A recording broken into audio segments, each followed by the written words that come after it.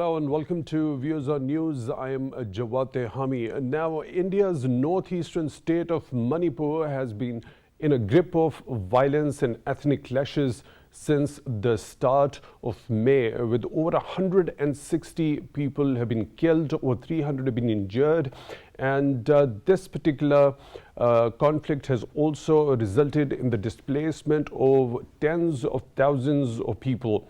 This conflict has also resulted in the destruction and the burning of hundreds of homes and churches, and the destruction to the farmland, and the losses to the crops over there as well. Now, these stats have been shared by the UN experts who have raised alarms about the reports regarding the grave human rights situation in Manipur state in India. The UN experts have pointed out a slow and inadequate response by the Indian authorities during these ethnic clashes over there.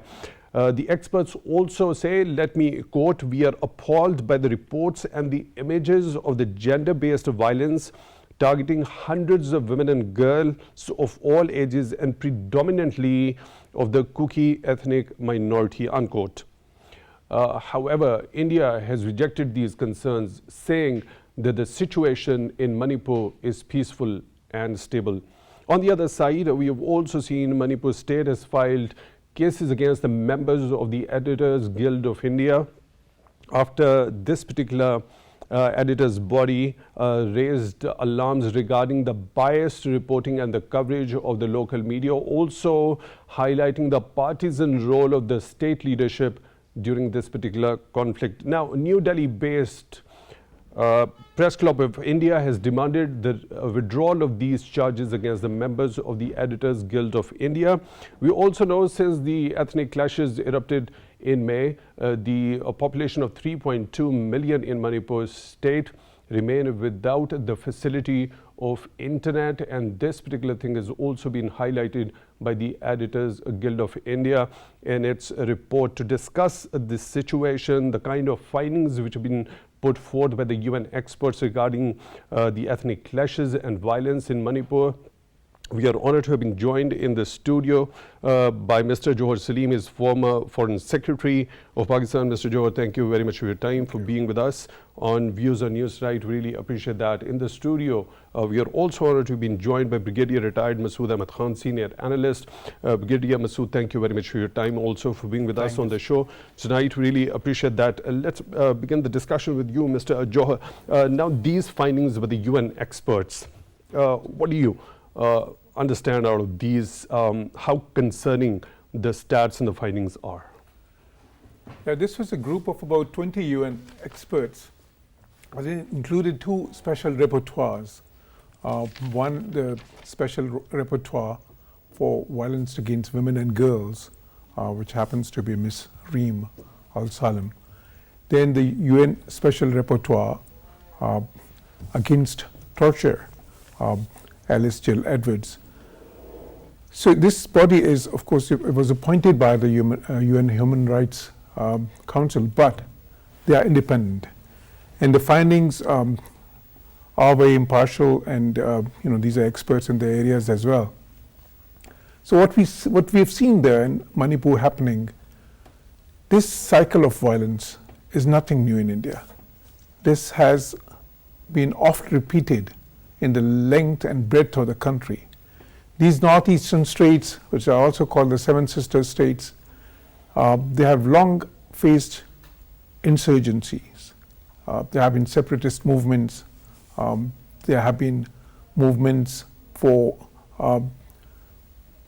gaining their rights, which for a long time they were deprived.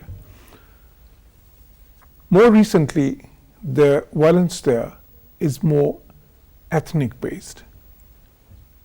In Manipur, we have three big communities. They are the Metis, they are the Kukis, and they are the Nagas. Now, in Manipur, the Hindus are not in a majority. They are 41%. Christians are also about 41%. There are about 8% Muslims there.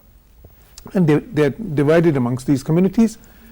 But the Methi community is primarily Hindu, 80% Hindu. And now we have a BJP government there. And as we have seen in most Indian states, gradually the BJP has conquered the Indian states one by one after gaining the government in the center. And wherever they have done that, they have done that through promoting division and ethnic strife, because divide and rule is the formula that BJP employs everywhere in India, and very successfully. We have seen that happening against a lot of minority communities, Muslims primarily in many states, then Christians. Here it is between Hindus and Christians primarily, because the Kukis, they are majority Christians. And what we have seen is that the violence has been predominantly perpetrated by those within the Methi community, the majority community, which was supported by the BJP government. All the BJP MLAs are on both sides, but it's the Methi community that they ally with in terms of, because it's a Hindu majority community. And what has happened there, this was a spectacle before the whole world, which showed the hollowness of Indian democracy and the very abject human rights situation in India. The scenes where women were paraded naked in the streets, there were gang rapes, there were mass rapes even, there were lynchings, there were killings. As per the latest figures, by the way, 181 people were killed. This UN report is a little dated. And more than 300 injured, and over 50,000 people displaced. Now this is not a big state, just 3.2 million people, as you mentioned. So this is massive for such a tiny state. And the amazing fact is, this violence started in May. And for the next 2-3 months, Prime Minister Narendra Modi, he did not utter a single word about it in public. He was silent. Why? Because the Hindus were the one who were the persecutors, and Christians were the ones who were being persecuted. And this we have seen before as well in many other states. He never speaks about violence when it is perpetrated by Hindu majority communities because of the political repercussions of that. Where did it stem from? It was basically started from a decision of a high court which recommended to the state government that Methi community should be included in the scheduled tribe, ST. So that's a special status which has some advantages. Now the Kukis didn't want that. And that's how it started. But then it was fomented by hate speeches made by many BJP leaders, local BJP leaders there. And then we saw that mass killings and lynching and all, this violence against women. But for those first couple of months, Indian Prime Minister didn't say anything. The Indian state didn't really do much to stop this violence. They were silent spectators in a way. And that is what the UN experts have really condemned when they say the response was slow, it was inadequate, and the scenes were appalling, all the words they've used. It clearly signifies that the state was in connivance with those who were perpetrating this violence. And it has also been mentioned in the report that government officials, they were either abetting and they were or aiding the violence. And like I said, this is nothing new, unfortunately. Indian opposition, on the other hand, was very vocal. Rahul Gandhi, he said, Mother India has been killed in Manipur. He said India has been divided in Manipur. They even launched a vote of no confidence against Narendra Modi as a symbolic gesture. They knew because the BJP has a predominant majority there. But that vote of confidence was to show dissatisfaction with what the state government in India, which is the federal government, had, how they had responded to this.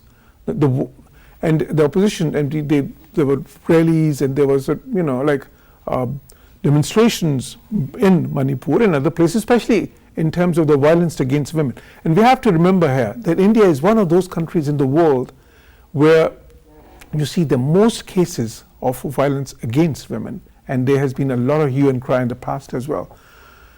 Now, this is the hypocrisy of Indian democracy, as I mentioned. India, in the world, they pretend to be democratic, and they pretend to be guardians of the human rights, and they sometimes speak about what is happening in other countries, like even in Pakistan sometimes. But they are the ones who are the biggest violators of human rights themselves, and not just against the Muslims, because when it's against the Muslims, sometimes like certain quarters in the West, because it has been happening for so long, they're not as vocal. But we have seen now many cases where other communities, like in this particular case, the Christian community was the one primarily affected. So I believe that the UN experts have done the right thing. They have attracted the world attention to what is happening in India, and I'm sure that this would generate pressure on the Indian government. And we have seen some movement in the last month or so. Right. Some commissions have been established, but this, as we know, sometimes it's more of an eye wash. There's a former Chief Justice of one High Court had been appointed as a commission of inquiry, and another former Chief Justice, Ajay Lamba, had been also appointed to investigate, and they had made certain recommendations to the state government. But that is more of eye wash in terms of sort of showing that they are doing something about it. But I think this is not the end of this violence yet. Right. Let me bring in Brigadier Masud also into the discussion. Brigadier Masud, when we look at this particular report by the UN experts, slow and inadequate response by the Indian authorities, the state authorities in Manipur during this ethnic violence, what does it depict? The complicity of the state or the partisan role of the state leadership during this violence has already been mentioned by Mr. Jauhar, that it was primarily the Metis community that was found involved in carrying out that violence against the Kuki minority. Thank you. This is not the first time. If we trace the history, if you recall, in 2004, probably it was in July, and then there were some Kuki women. They were naked and they were carrying banners in front of Assam headquarters rifles with the banners written Indian Army rape us. So that was the situation right from the beginning in 2004. And subsequently, recently, even the European Union, they raised the issue a couple of months back, and they showed their concern about the way the Christians, the Kukis, they are being executed. So this was not the first time, and now it has been officially by the United Nations reporters and etc. They have raised this issue, but we see what is actually happening across India, the shining India, the 7th biggest economy. If you see, as it has been explained, in Northeast, the 7 sister states, all 7 states, they are struggling for independence from India. They consider themselves separate, different from the mainland India, because they are Mongolites as compared to rest of the Indians. They are Aryans or the Dravidians. So that is one factor. And within these Northeast states, there are the region is considered as the most volatile region in the world.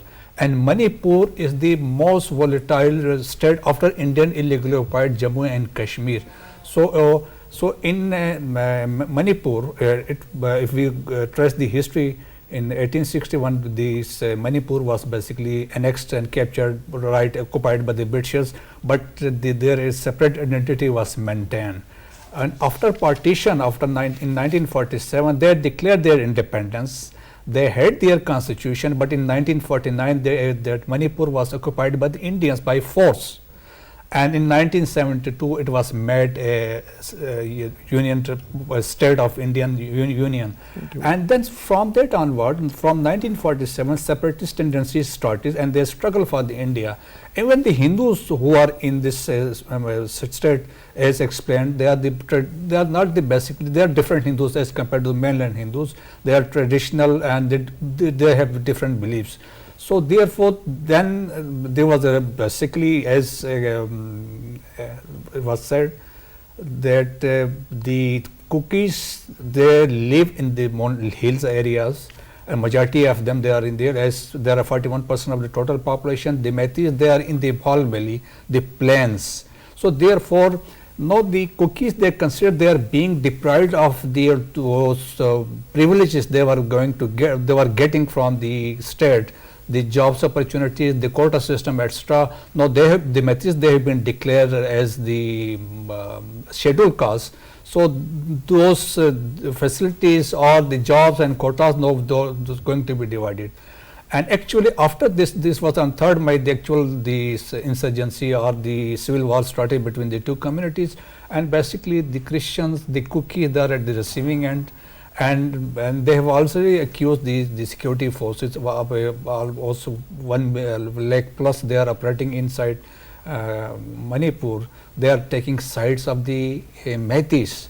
So therefore, as hundreds of the churches, they have been burned down, the houses, they have been burned down, and the situation is certainly, of course, there is no let up in the violence. Till now, almost I said 190 plus they have been killed.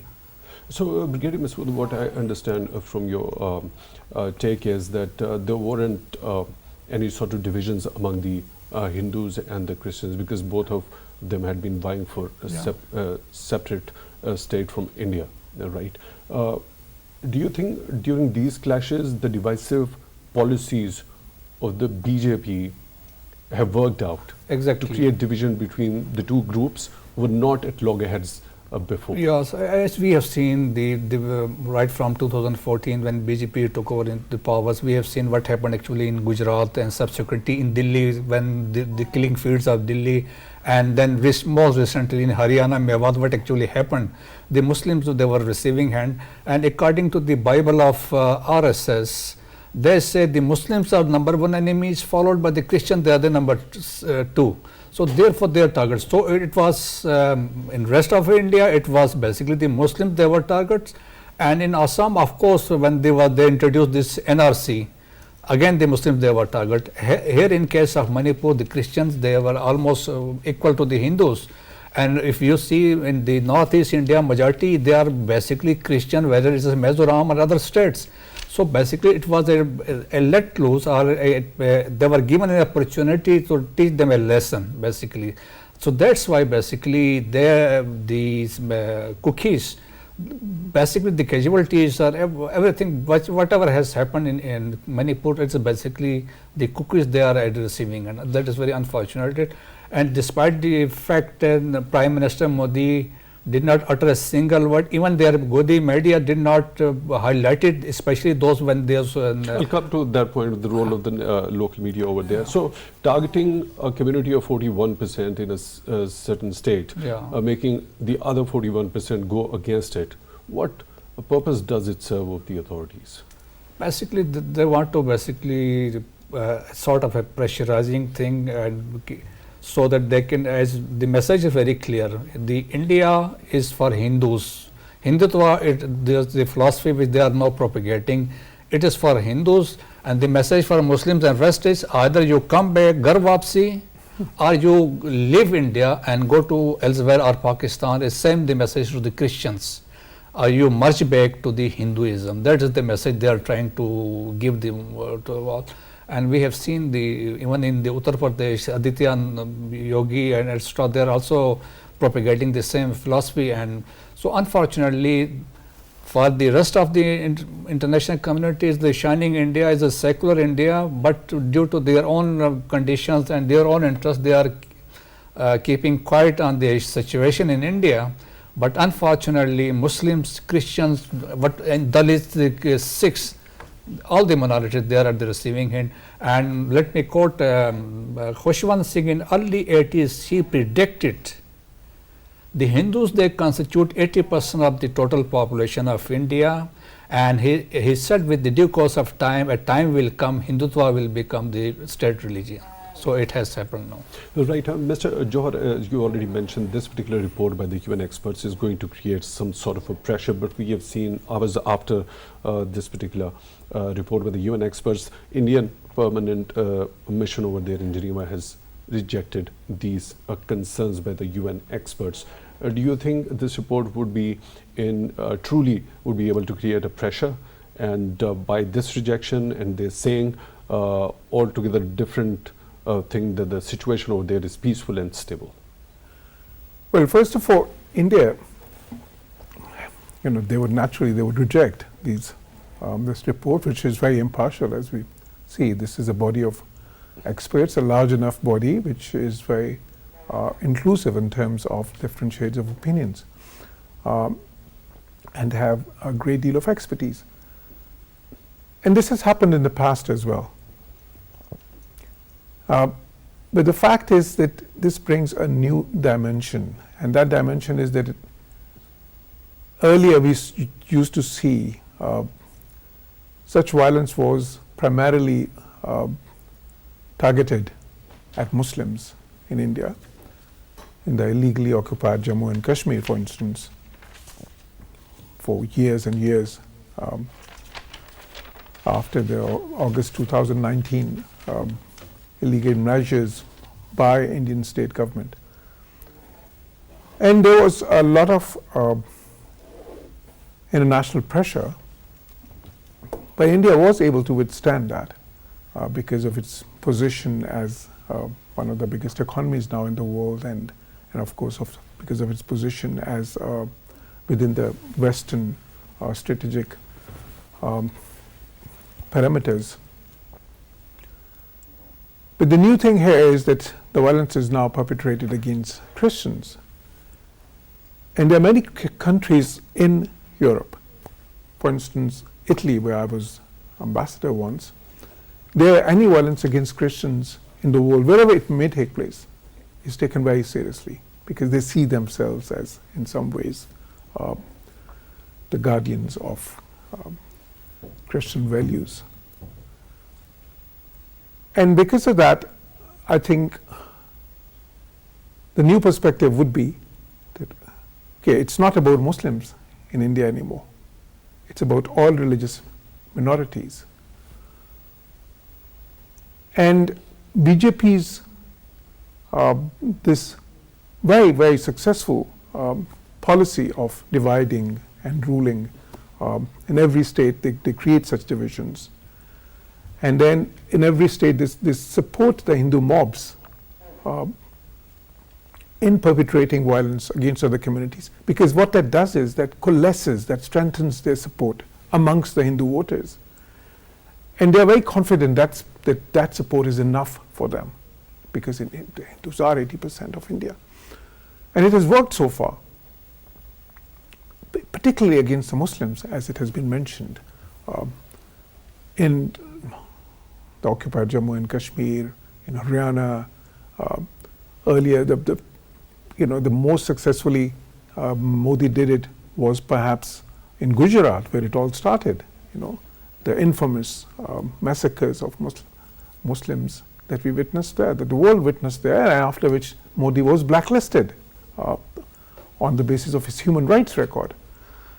Unfortunately, as I say, international politics is more realpolitik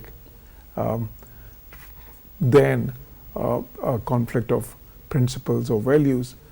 And that is why India gets leeway, India gets a lot of allowance from the West and from the international bodies such as the United Nations as well, where India has a huge presence. It is one of the countries aspiring to be permanent members in the coming years, and there's a significant support for that, particularly amongst the Western powers. So the pressure will be there. Now, increased pressure, let's say, but this is moral pressure. And countries like Israel, for example, in the past, they have been able to withstand that moral pressure for a long, long time. And in fact, in some ways, they have been able to reverse it a bit as well. Unfortunately, that's how the world is. Like as we saw in the case of the Abraham Accords, one country after another has been sort of, like opening Israeli embassies. So the point is, it will increase the pressure, that moral pressure, but India does have the capacity to withstand it because of its position, economic position first of all, and because of it, the dynamics of international politics, where India fits in very neatly in Western calculations against China, for instance, and the so-called Asia pivot of the US. So, and they're counting on that. They know that the West will make noises. The international observers and international bodies will make noises, but they can live with those noises. Having said that, the fact that Modi, after the silence for the first 2 months, had eventually was forced to take a position eventually, and he had to condemn the violence taking place there, and after that they had to take a number of measures, for example, appointing all these commissions that I mentioned, sending thousands and thousands of more troops there, and we saw that that violence was quelled for some, like at least temporarily. That has happened. But which direction it will take in the future, that we can't say at this point in time, as Brigadier Saab explained. It's not just an ethnic violence. There are also multiple separatist movements taking place in the northeastern states, in these 7 sister states. And there are multiple groups, militias, and sort of, like the separatist movements that are taking place as well. So I don't think we will see an end of violence there, Now whether this violence stays an inter-community violence or it returns to what it used to be, which is basically a separatist oriented violence, that remains to be seen. Right. Indians have also raised the objection regarding that the UN experts didn't get the inputs from the government of India. So how these findings are made by the UN experts? The special rapporteurs, they have their own mechanisms. And it's not incumbent upon them to contact the government, because you see, it's very obvious what the government is going to say, right? They have to make up their own mind based on the facts that they search, on their fact finding, so to speak. And there's a process for that, and a lot of times they visit the areas of the conflict, they meet the people there, they meet the media, they meet the politicians, the various sort of political shades of opinion, and then they make up their minds. They make up their minds based on facts. They are not supposed to make up their minds on the basis of what the government says, because the government, whatever the government has to say, a government spokesman is there. So I think these words are hollow, because they don't really make a lot of sense, to be honest, because like the rapporteurs and the experts, they were not supposed to base their opinions on what the government of India was saying. The government of India, what the government of India had to say, they must have said it all, and they were saying it through their spokespersons, through the government officials there, and that's all in the media as well. Right. Now the UN experts come with their findings. The Indian government rejects those findings, also raising an objection that they were not contacted for their inputs. How the things go down the line from here? Can any UN organ take up this issue and involve India into it to draw a mechanism in order to hold those accountable for being the perpetrators?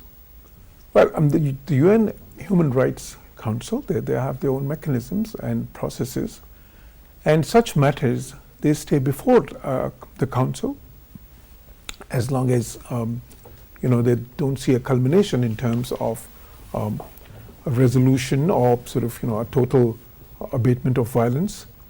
But this matter will stay before the Human Rights Council.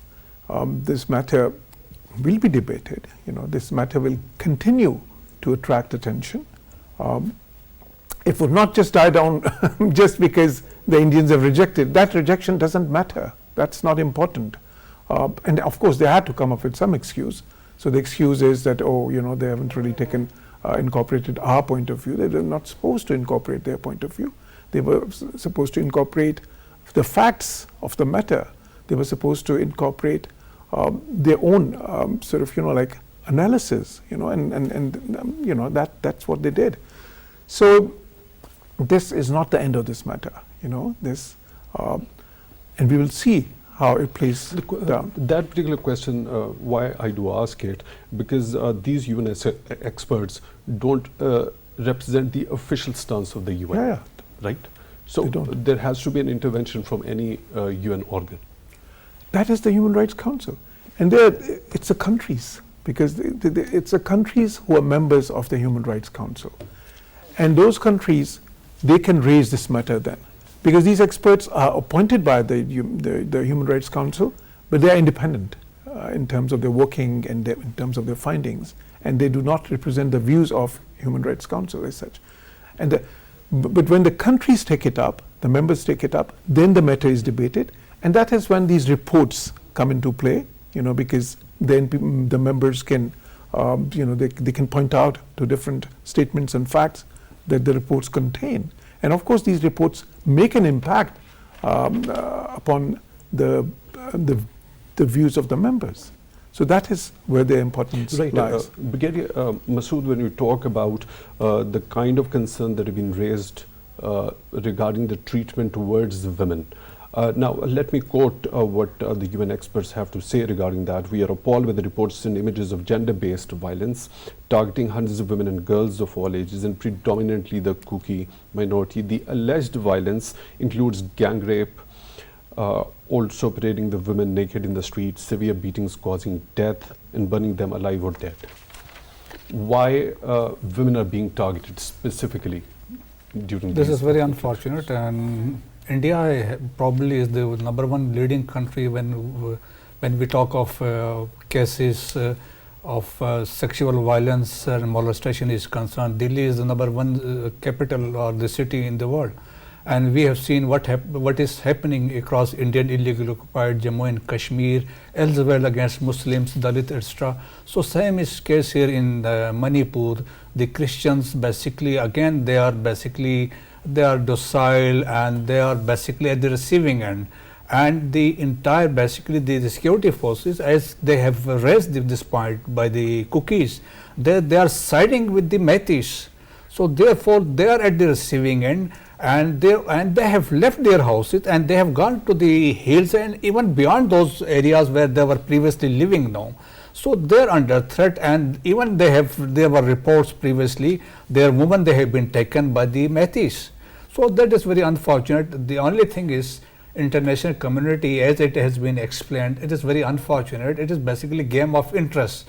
It is your national interest, but I am certain one factor is very important here, that is the Christianity, and the international community, certainly they will take notice, and they will continue to take notice, as they are not taking in case of Jammu and Kashmir, when those things are happening in Indian illegal Jammu and Kashmir, elsewhere in India.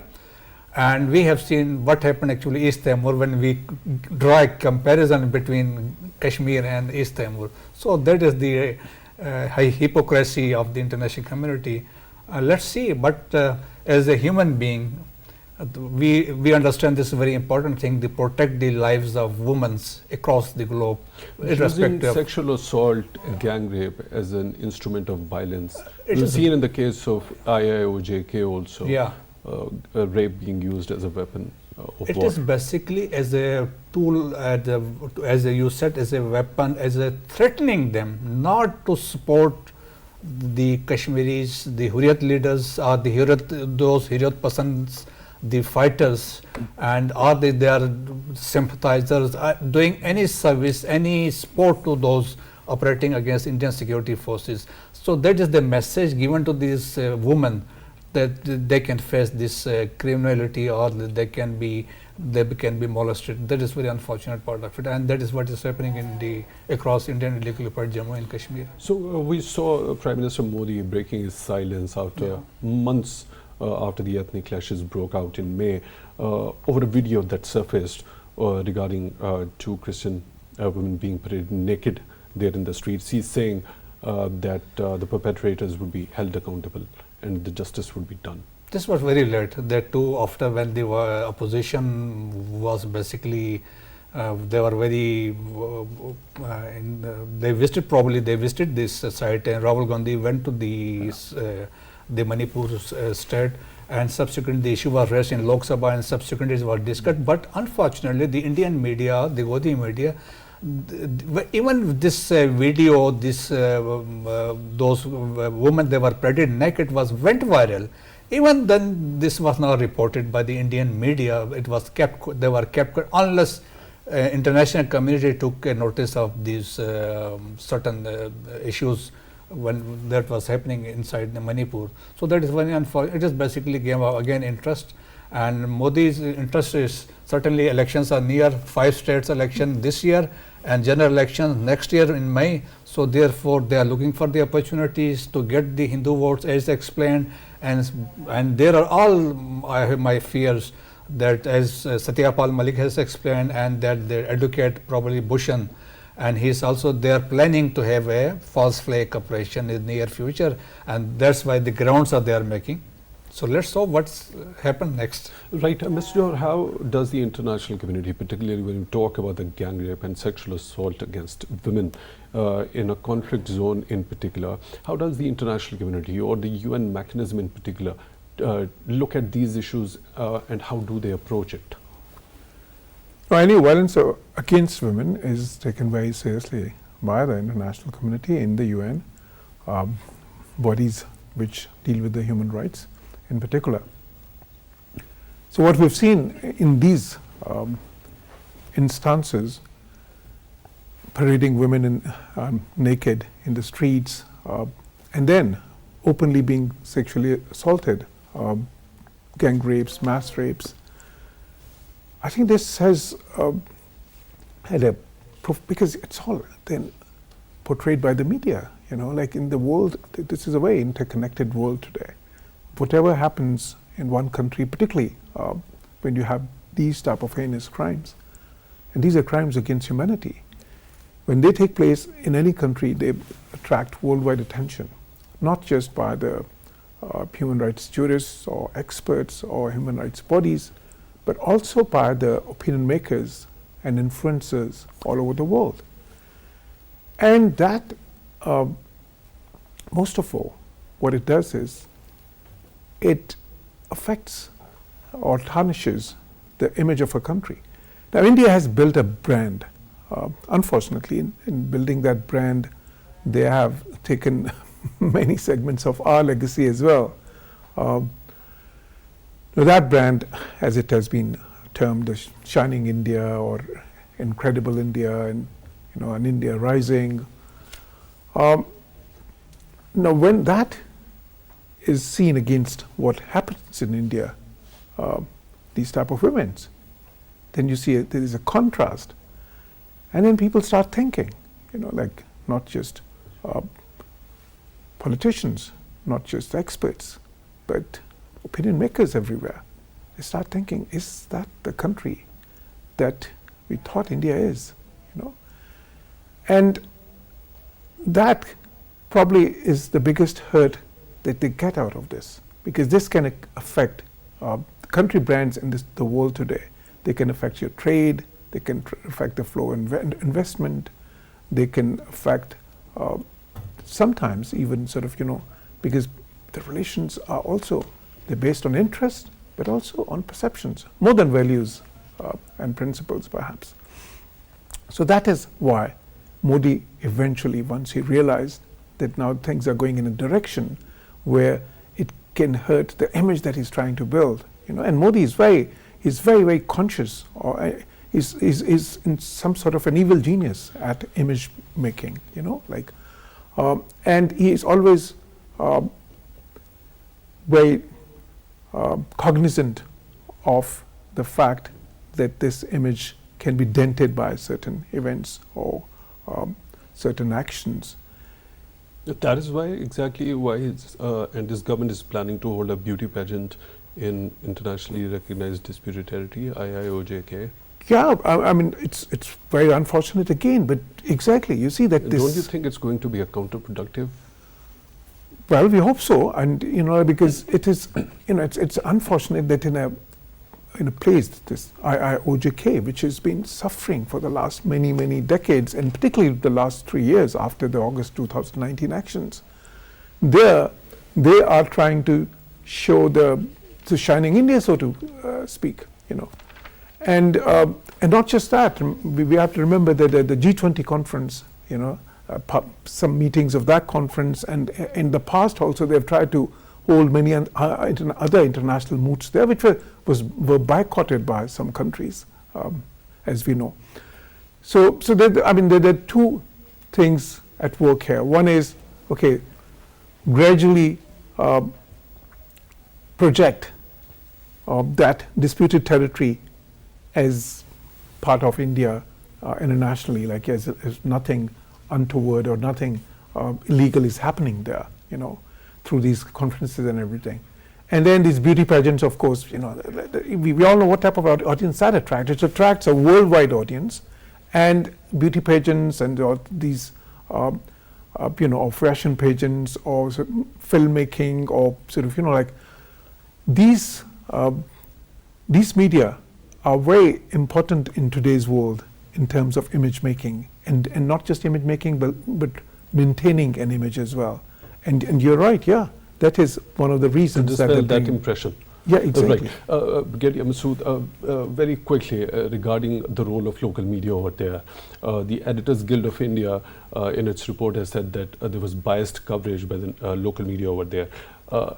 Later on we saw the state pressing charges against members of that Editors Guild of India. Continuous pattern has developed on the part of the Indian authorities to tighten the news and suppress that freedom of expression. So how should ideally international community be responding to that? I don't think so they will respond to anything inside India because of their own interest. But frankly speaking, the media is being totally controlled by the Indian government, especially the RAW, and whatever they are being fed by the RAW, basically they present those news and those reports. And we have previously seen, if we recall the EU lab and the way things were developed and the fake news. ANI was one of the main agency used to feed the mainstream media and fake news also. So this is totally basically just control media. All the media channels we have seen in the past, they are basically working and they are projecting the BJP RSS agenda. Simple as that. So whoever goes on showing the real ground situation is booked under draconian laws. Of course, nobody is allowed to bring out the actual facts of what is happening actually on ground, unfortunately. It is only through social media you get the news or some clips, etc. happening across India. But the internet in Manipur since May the 3rd has also been shut down. Of course, yes. Okay, thank you very much for being with us, Brigadier Retired Masud Ahmad Khan, Senior Analyst, and Mr. Jauhar Saleem, former Foreign Secretary. Thank you very much for your time, also for being with us on the show tonight. We really appreciate that. With that, we come to the end of today's show. Thank you for watching. Thank you.